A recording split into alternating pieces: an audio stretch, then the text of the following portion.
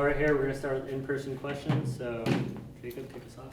Hi, Laura. Thanks for taking time to chat with us. Just how's training been this week, knowing that it's another match against Portland? Yeah, it's been good. It's been good to, obviously we wanted to get to the Challenge Cup final, but I think with the turnaround being as quick as it was and having to fly across the country and back, it's arguably been a blessing that we didn't have to do that. So we could really focus on what we need to do, not just against it being against Portland, but just generally things that we need to continue to get better at. And we're very process driven here on who we are and what we want to be. And this week's been really about that.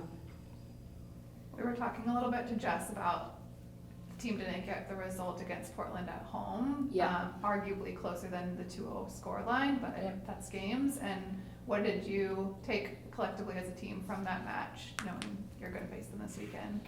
Yeah, I think I said it at the time, was that I think the game was decided by two moments of quality that one team had and the other team didn't.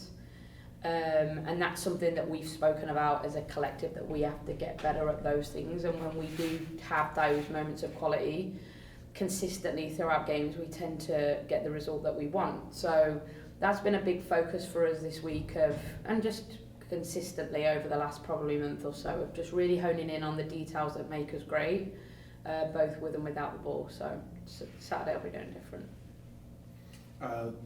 You've pretty much got everybody available back now. Internationals back, players back.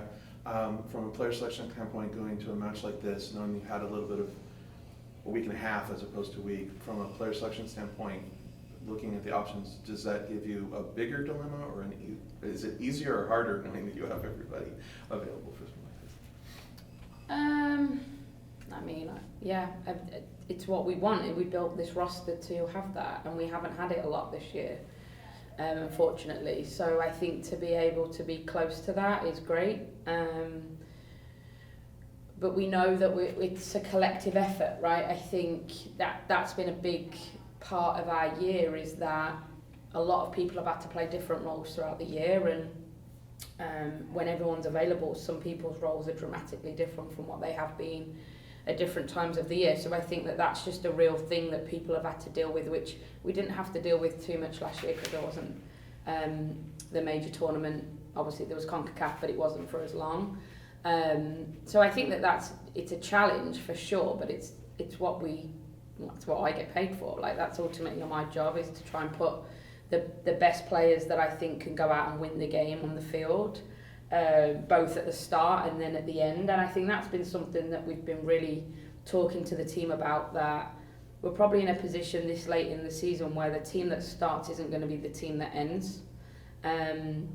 So we have to be able to sort of manage that what do we need on the field at the start of the game and what do we need on the field at the end of the game. It's going to look very different. So we need to make sure that our impactors can be ready to come on and really make a change if needed, or continue the quality if we've set the tone that way. So I think that's been a big discussion point for us, and obviously since the World Cup it's been arguably the time where we've had to actually deal with it the most, because we've had the most players fit. Following up on that, is there any updates you can share about Bethany Balser? Last time we spoke with us, you said She's fine. She's great. Bethany's great. Bella on Zoom. Bella, go ahead. Following up on Jacob's question, are there any other injuries? How's Rose? Obviously she was out the last game. Will she be available this weekend? We'll make a decision on Rose tomorrow. And I know you probably can't comment on a deal that's not done, but can you confirm whether or not Fallon will be available this weekend? I don't know. Okay, thank you. And then Steven on Zoom. Hi Laura, I want to ask, this season's schedule's been kind of all over the place, where you had some weeks where you had very little time to train, and now coming in late into the season you have some of these weird gaps due to the Challenge Cup final and then the international window coming up. I wonder if you could talk a little bit about how you're kind of keeping the team focused and trying to maintain and build momentum with kind of this disjointed nature in the last few weeks of the season. Yeah, I haven't really felt like it's been disjointed, really. I think obviously we had the midweek game that wasn't regular season, but I think outside of that, this tends to be the norm that you get to sort of September and there's always a FIFA break. So yeah, that's a pretty regular occurrence for us. I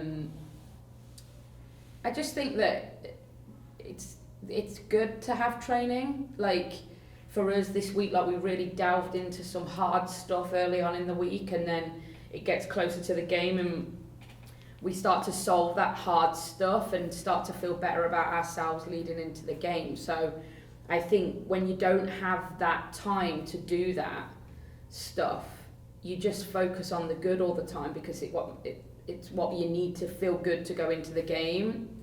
But when you have time to train, you actually have really time to focus on things that you need to, arguably get better at, or things you need to continue to be good at. So I love having more training. I think it's great for us. I think it's where we get rhythm from. It's where we get confidence from, so that we can go and execute at the weekend. I think when we don't have those opportunities, it becomes harder for us.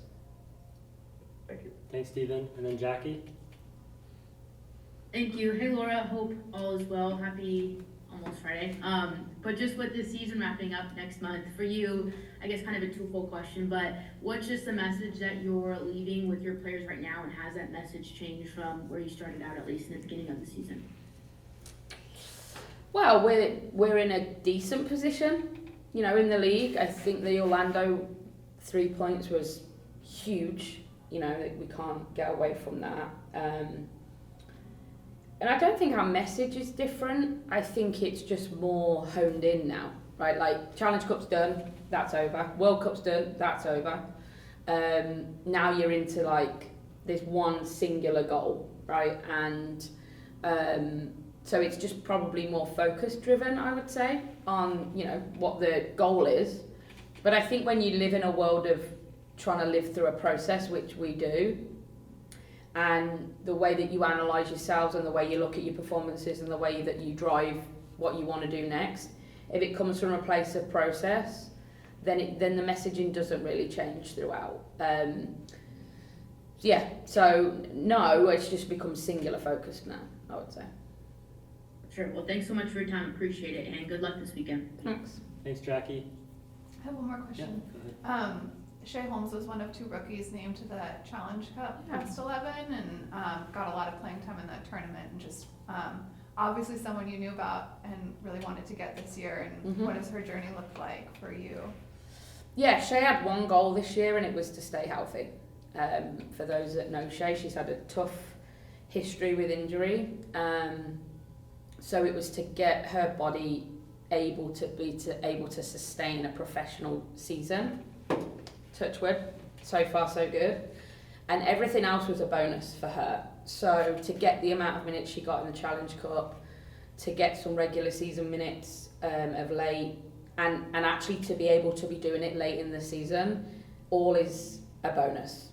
From my perspective, and I think from hers, I actually asked her just randomly the other day, like, have you played more or less than you thought? She was like, oh my God, way more. But that's credit to her. I think she's been great, and I do believe that she has a lot of potential. I think she has a lot of talent.